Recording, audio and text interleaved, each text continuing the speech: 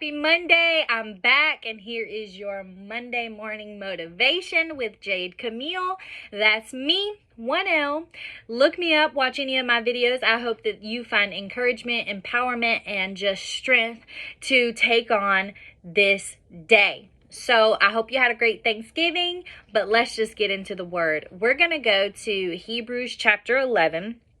And let's just talk about faith. We are in the holiday season, and so right now, things feel good. You walk outside, the air is crisp, the decorations are up, the lights are on, and everybody's shopping, and it's just a holly jolly time.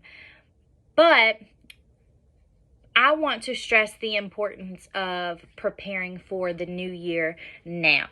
When the new year comes, we start thinking New Year resolutions. We start thinking things we want to accomplish, who we want to be this time next year, and all of those things. But if we start now, we already have a head start on those habits we want to break, those things we want to try, those new habits we want to start. And also, what I want to mention to you is that if you don't have the faith to put behind what it is you want to accomplish, what it is you believe God for, then it's all for naught. We have to put the faith in and the work in. We can't just work towards whatever it is we want, because working out of our own strength, it won't last. Anything we get out of our own strength won't last. We have to put the faith in the God who provides, the God who performs the miracle. So let's just go right on into Hebrews chapter 11. It starts out just telling us basically what faith is. Faith is believing when you cannot see it. Faith is you're in the middle of that tunnel and you can't see the light at the end of the tunnel yet, but you still believe that there is a way that's going to be made. You still believe that there is a rescue that's going to happen. You still believe that God is going to move on your behalf. Faith is the world is crashing in on you and you cannot breathe, but you still believe that a change is going to come. You still believe that the tide is going to break. And I just want to encourage you on this Monday to believe, to stand firm in your faith and know that whatever it is you're believing God for, He's going to do it. Just stand firm. And even when you feel like you can't recall to memory the things that God has done for you, the things that He's brought you through, you can stand firm on the faith of these people here listed in Hebrews 11. You can stand firm on their experiences, because this is concrete evidence that God did it and that God will. Because as the saying goes, if He did it before, He will do it again.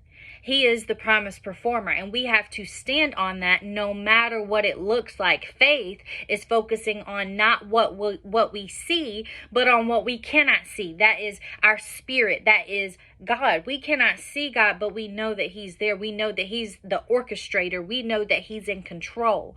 So we have to stand on that no matter what it looks like.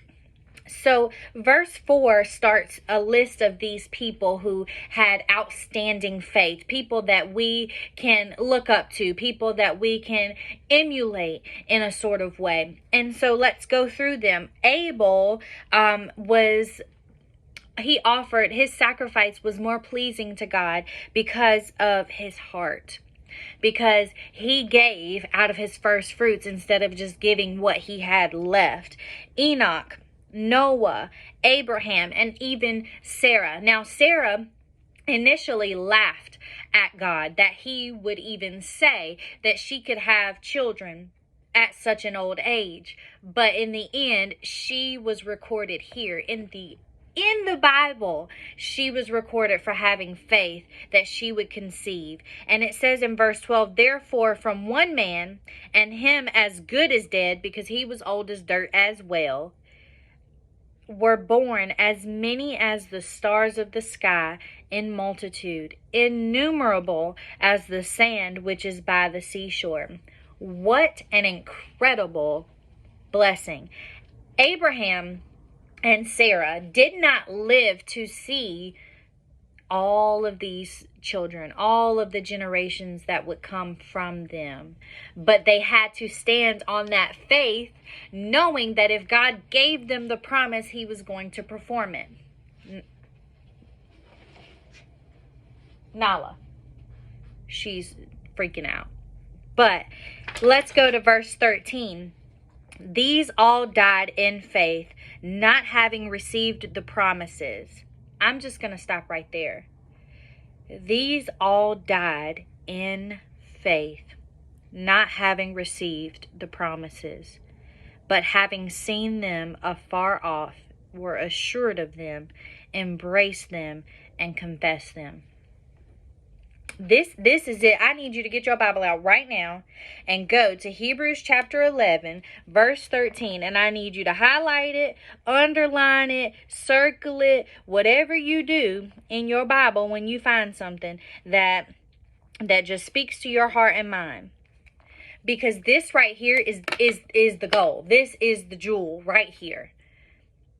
Even if you don't get it, are you still going to have the faith? This is what God is asking of us. Even if you don't receive it, are you still going to have the faith? Because if I promised it, I'm going to perform it. Abraham did not get to see that. He didn't get to see that he had innumerable amounts of children and their children and their children and their children and their children. There's no way that he would have been able to live to see that. But he could stand on the fact that God made the promise and he's going to keep it. That just really speaks to my heart and my mind, because there are things that in my life I felt like I would never get through. But God brought me through, and I know that if he's brought me through, it's for a reason. I know that he's given me my daughters for a reason. I know that I'm positioned where I am in my job, in my home, in my life for a reason. And I know that he is faithful to perform whatever it is he gives me. He is faithful to provide for whatever he gives me. So there is nothing that is going to be too much for me to bear, because I have the faith along with the works to accomplish whatever it is he has set me out to do. The plans and the purpose that he has for me, I'm going to put the faith in, I'm going to put the work in, and it's going to get done, because he's the promise performer. He's the source, and he will provide.